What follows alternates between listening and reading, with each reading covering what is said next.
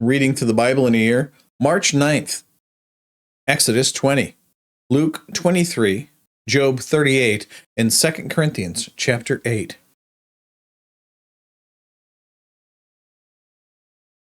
Now, God is standing on the mountain in front of them. He is wrapped in fire. He is wrapped in smoke. There is an earthquake that's continually just raging beneath the people, flowing from this mountain. There's a horn that is continually blasting louder and louder and louder. The people were warned ahead of time, do not come close to or touch the mountain. They're to come up near to it, but they're not allowed to touch it. And anything that does touch it, be it human or beast, is to be either shot through or stoned to death with stones, and no one is allowed to touch them because they have become holy, because God has touched the whole mountain. Not just the rock, not just the top of it, but the entire mountain has become holy because Yahweh has stood upon it. And the people have seen Moses go up to the mountain and talk to God and come back down. And now God speaks to them directly. They hear the voice of God speaking to them. Saying, verse 1, then God spoke all these words, saying, I am Yahweh your God, who brought you out of the land of Egypt, out of the house of slavery. You shall have no other gods before me. You shall not make for yourselves an idol or any likeness of what is in heaven above, nor on the earth beneath, nor in the water under the earth. You shall not worship them or serve them, for I, Yahweh your God, am a jealous God, visiting the iniquity of the fathers on the children and on the third and fourth generation of those who hate me, but showing loving kindness to thousands, to those who love me and keep my commandments. You shall not take the name of Yahweh your God in vain, for Yahweh will not leave him unpunished who takes his name in vain. Again, questions, concerns, there are tons of notes in this section. Continuing on. Remember the Sabbath day to keep it holy. 6 days you shall labor and do all your work, but the seventh day is a Sabbath of Yahweh your God. In it you shall not do any work, you or your son or your daughter, your male or your female servant, or your cattle or your sojourner who stays with you. For in 6 days Yahweh made the heavens and the earth, the sea and all that is in them, and rested on the seventh day. Therefore Yahweh blessed the Sabbath and made it holy. Those are the first three up to the Sabbath day. Those are the vertical laws between man and God directly. The Sabbath day is the one that's given to us. And now we're going on to the horizontal laws for how we deal with other people. Continuing on. And again, questions, concerns, please read the notes. That's why they're here. Honor your father and your mother, that your days may be prolonged in the land which Yahweh, your God, gives you. You shall not murder. You shall not kill. You shall not murder. You shall not commit adultery. You shall not steal. You shall not bear false witness against your neighbor.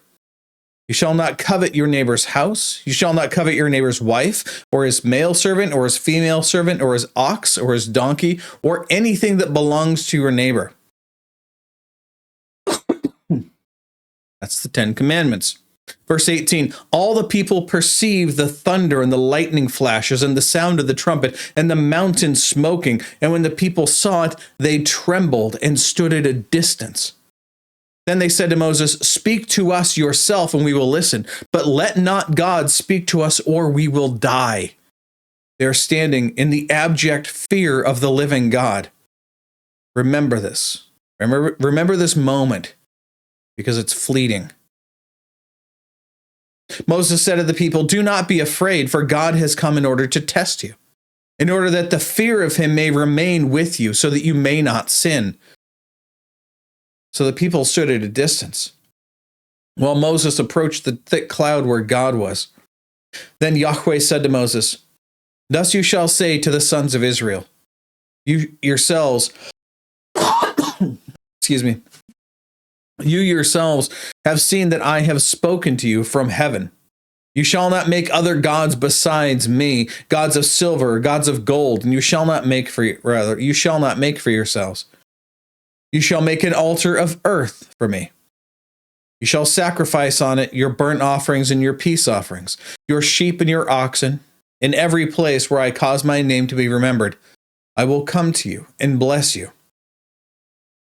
If you make an altar of stone for me, you shall not build it of cut stones.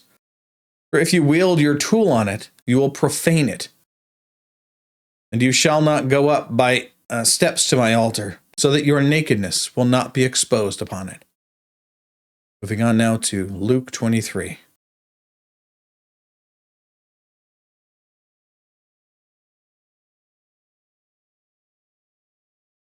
Then the whole body of them got up and brought Jesus before Pilate. They began to accuse him, saying, we found this man misleading our nation and forbidding us to pay taxes to Caesar, saying that he himself is Christ, a king. So Pilate asked him, saying, are you the king of the Jews? Jesus answered him and said, it is as you say. Then Pilate said to the chief priests and the crowds, I find no guilt in this man. But they kept on insisting, saying, he stirs up the people, teaching all over Judea, starting from Galilee, even as far as this place. When Pilate heard it, he asked whether the man was a Galilean. When he learned that he belonged to Herod's jurisdiction, he sent him to Herod, who himself was in Jerusalem at that time. Now, Herod was very glad when he saw Jesus, for he had wanted to see him for a long time, because he had been hearing about him and was hoping to see some sign, a trick performed by him. And he questioned him at some length, but he answered him nothing. The chief priests and the scribes were standing there accusing him vehemently, and Herod with his soldiers, after treating him with contempt and mocking him, dressed him in a gorgeous robe and sent him back to Pilate. Now Herod and Pilate became friends with one another that very day, for before they had been enemies with one another. Pilate summoned the chief priests and the rulers of the people, and said to them, you brought this man to me as one who incites the people to rebellion. And behold, I have examined him before you. I have found no guilt in this man regarding the charges which you make against him. No, nor has Herod, for he sent him back to us. And behold, nothing deserving death has been done by him. Therefore, I will punish him and release him. We've now come across another square bracketed text. We talked about these before. This is, excuse me. The square bracketed text is text that is not found in the oldest and most reliable manuscripts that we have. Therefore, it is probably not original to the text we read.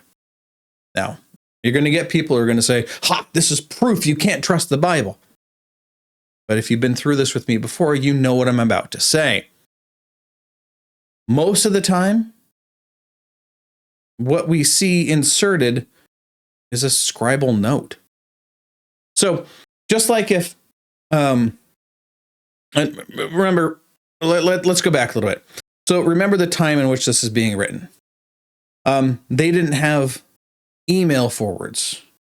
They couldn't copy and paste it. They didn't have Xerox machines. In fact, the printing press wouldn't even be invented for 1,500 years. So instead, what do we have? We have letters written by hand. So every time you wanted to get a copy of this letter, let's say that you had received a copy of Luke's gospel, you might want to copy and send it off to your friends or to family or to people at a new church that just opened up.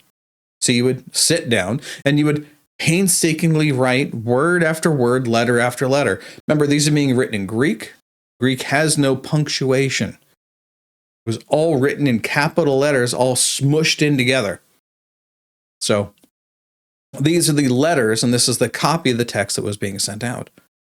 And so as this is being sent to these people, it might be that this person to whom the copy is being created, maybe they don't have the other copies of the Gospels. Maybe they don't have Matthew or Mark. Maybe they don't have John. So sometimes a scribe would put, just like you would in your Bible, in the margins, right? You would put in a little note for yourself. And these little notes are just little scribal notes that are created, excuse me, they're created specifically to add context to the things being written. So, as we see here, there is another note that's being added to just add a little bit of context. Well, over time, the person who received that letter, they might want to make a copy for someone else, and they inadvertently take that note and they just put it in. Excuse me. I'm better, I promise you. I've been better. For some reason, I can't speak. It's just this cold. It never stops. Anyway, continuing on. So the person who is writing this note, or writing this letter, will, or rather rewriting it, copying it for someone else. Maybe they inadvertently took that text and just left it in there, as if it was part of the text itself.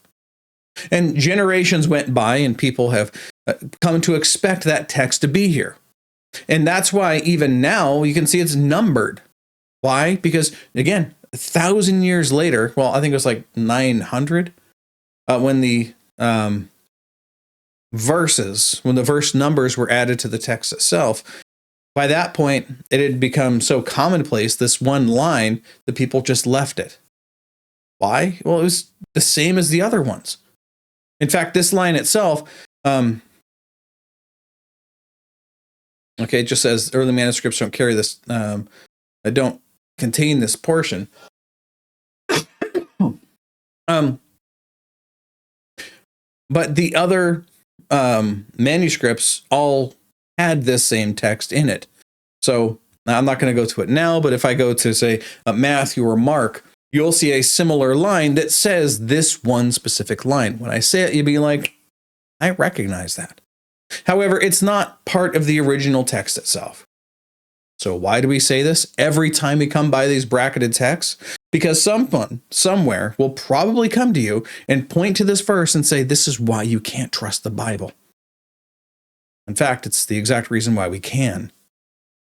Because we know that these minor little things, again, aside from the longer ending of Mark, which we've talked about, or perhaps the pericope adultery in John's gospel, the woman caught in adultery. Aside from those two pieces, this doesn't change the truth about the gospel at all. It doesn't change the truth about what we know about Jesus. It doesn't say, and Jesus was a walrus and we all worshiped him by throwing herring at him. Does it? It doesn't say, and then Jesus told us all that only men can get into heaven, and therefore women must become men to go into heaven. Does it? No. That's an apocryphal joke. The Gospel of Thomas ends with a little anecdote where Jesus and the apostles are talking together. And they're like, man, we really like Mary Magdalene, but too bad she can't go to heaven because she's not a boy. And then Jesus goes, it's okay. I'll turn her into a boy so she can go to heaven. Because everyone who becomes a man can go to heaven. This is why we don't trust the apocryphal books. That one changes a bunch of stuff. This text does not. And that's why we can trust this. That's just one of the reasons why we know that this is part of the canon of Scripture, the entire letter itself. But this little change, again, most likely inserted just to help the readers out who are receiving this letter, who may not have had the other Gospels given to them. It was just something to help them out but it doesn't change anything we know about who God is, or what his mission is, or how we are to relate to him, or the things that he said or done. So, as usual, I'm going to read the verse before, the disputed verse in 17, and then 18. Then I'm going to roll back, read 16. We're just going to keep on going through, but I'm going to skip that disputed verse. Excuse me. Let's begin. Verse 16. Therefore, I will punish him and release him. Now he was obligated to release to them at the feast one prisoner. But they cried out all together, saying, away with this man, and release for us Barabbas. Rolling back. Therefore, I will punish him and release him. But they cried out all together, saying, away with this man, and release for us Barabbas. Now, as a note, remember the term away with him means away with him from the earth, essentially saying, may he be killed. Continuing. He had one who had been thrown in prison, but rather he was one, Barabbas, who had been thrown into prison for an insurrection made in the city and for murder. Pilate, wanting to release Jesus, addressed them again. But they kept calling out all the more, saying, crucify him, crucify him. When he said to them, the third time, why? What evil has this man done? I found in him no guilt demanding death, therefore I will punish and release him. But they were insistent, with loud voices asking that he be crucified, and their voices began to prevail. Pilate pronounced a sentence that their demand be granted. And he released the man that they were asking for, who had been thrown into prison for insurrection and murder. But he delivered Jesus to their will. When they led him away, they seized a man, Simon of Cyrene, coming in from the country, and placed on him the cross to carry behind Jesus. And following him was a large crowd of the people, and of women who were mourning and lamenting him. But Jesus, turning to them, said, daughters of Jerusalem, stop weeping for me, but weep for yourselves and for your children. For behold, the days are coming when they will say, blessed are the barren, and the wombs that never bore, and the breasts that never nursed. And they will begin to say to the mountains, fall on us, and to the hills, cover us. For if they do these things when the tree is green, what will happen when it is dry? Two others also, who were criminals, were being led away to be put to death with him. When they came to the place called the Skull, there they crucified him and the criminals, one on the right and the other on the left. But Jesus was saying, Father, forgive them, for they do not know what they are doing. And they cast lots, dividing up his garments among themselves. And the people stood by, looking on. And even the rulers were sneering at him, saying, he saved others. Let him save himself if this is the Christ of God, his chosen one. The soldiers also mocked him, coming up to him, offering him sour wine, saying, if you are the king of the Jews, save yourself. Now there was also an inscription above him, this is the king of the Jews. One of the criminals who were hanged there was hurling abuse at him, saying, are you not the Christ? Save yourself and us. But the other answered, rebuking him, saying, do you not even fear God, since you are under the same sentence of condemnation? And we indeed suffering justly, for we are receiving what we deserve for our deeds. But this man has done nothing wrong. And he was saying, Jesus, remember me when you come into your kingdom. And he said to him, truly I say to you, today you shall be with me in paradise. It was now about the 6th hour, so noon, and darkness fell over the whole land until the 9th hour. So during the brightest, hottest part of the day, there was darkness, because the sun was obscured, and the veil of the temple was torn in two. And Jesus, crying out with a loud voice, said, Father, into your hands I commit my spirit. Having said this, he breathed his last. Now when the centurion saw what had happened, he began praising God, saying, certainly this man was innocent. And all the crowds who came together for this spectacle, when they observed what had happened, began to return, beating their breasts And all his acquaintances and the women who accompanied him from Galilee were standing at a distance, seeing these things. And a man named Joseph, who was a member of the council, meaning that he was of the leading class of the Jews, a good and righteous man, he had not consented to their plan in action, a man from Arimathea, a city of the Jews, who was waiting for the kingdom of God. This man went to Pilate and asked for the body of Jesus. And he took it down and wrapped it in a linen cloth and laid him in a tomb cut in the rock where no one had ever, where no one had ever lain. It was the preparation day, and the Sabbath was about to begin. Now the women who had come with him out of Galilee followed and saw the tomb and how his body was laid. Then they returned and prepared spices and perfumes.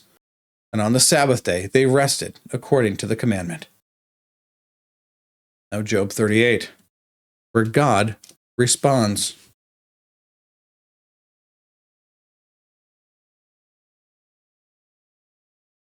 Then Yahweh answered Job out of the whirlwind and said, "Who is this that darkens counsel by words without knowledge? Now gird up your loins like a man, and I will ask you, and you instruct me. Where were you when I laid the foundation of the earth? Tell me if you have understanding. Who set its measurements, since you know?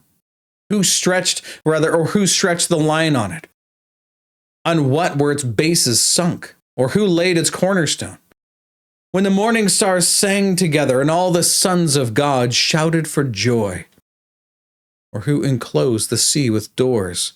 When, bursting forth, it went out from the womb? When I made a cloud its garment, and thick darkness its swaddling band, and I placed boundaries on it, and set a bolt in doors, and I said, thus far you shall come, but no farther. And here shall your proud waves stop. Have you ever in your life commanded the morning and caused the dawn to know its place, that it might take hold of the ends of the earth, and the wicked be shaken out of it? It is changed like clay under the seal, and they stand forth like a garment. From the wicked their light is withheld, and the uplifted arm is broken. Have you entered into the springs of the sea, or walked in the recesses of the deep? Have the gates of death been revealed to you? Or have you seen the gates of deep darkness? Have you understood the expanse of the earth? Tell me if you know all this. Where is the way to the dwelling of light, and darkness, where is its place, that you may take it to its territory, and that you may discern the paths to its home? You know, for you were born there, for you were born then, and the number of your days is great. Have you entered the storehouses of the snow? Or have you seen the storehouses of the hail, which I have reserved for the time of distress, and for the day of war and battle? Where's the way that the light is divided, or the east wind scattered on the earth? Who has cleft a channel for the flood, or a way for the thunderbolt, to bring rain on the land without people, on a desert with no man in it, to satisfy the waste and desolate land, and to make the seeds of grass to sprout? Has the rain a father, or who has begotten the drops of dew? From whose womb has come the ice, and the frost of heaven? Who has given it birth? Water becomes hard like stone, and the surface of the deep is imprisoned. Can you bind the chains of the Pleiades? Literally talking about the constellations now. Or loose the cords of Orion? Can you lead forth a constellation in its season, and guide the bear with her satellites? Do you know the ordinances of heaven, or rather of the heavens, or fix their rule over the earth? Can you lift up your voice to the clouds, so that an abundance of water will cover you? Can you send forth lightnings, that they may go and say to you, here we are? Who has put wisdom in the innermost being, or given understanding to the mind? Who can count the clouds by wisdom, or tip the water jars of the heavens? when the dust hardens into a mass and the clods stick together? Can you hunt the prey for the lion, or satisfy the appetite of the young lions, when they crouch in their dens and lie in wait in their lair? Who prepares for the raven its nourishment, when its young cry to God and wander about without food? Now, 2 Corinthians chapter 8.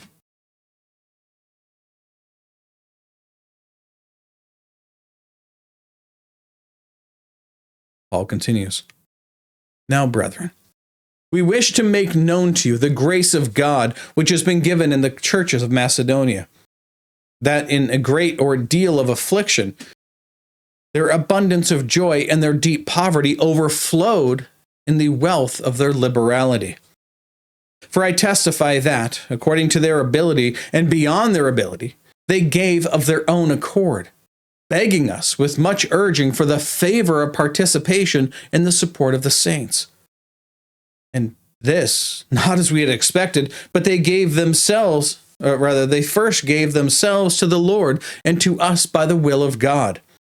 So we urged Titus that, as he had previously made a beginning, so he would complete in you this gracious work as well.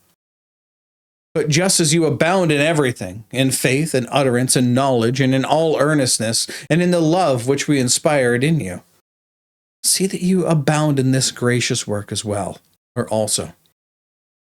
I'm not speaking this as a command, but as proving, through the earnestness of others, the sincerity of your love also. For you know the grace of our Lord Jesus Christ, that though he was rich, yet for your sake he became poor, so that you, through his poverty, might become rich. I give my opinion in this matter, for this is to your advantage, who were the first to begin a year ago, and not only to do this, but also to desire to do it, but now finish doing it also, so that just as there was the readiness to desire it, so there may be also the completion of it by your ability. For if the readiness is present, it is acceptable according to what a person has, not according to what he does not have. For this is not for the ease of others and for your affliction, but by way of equality.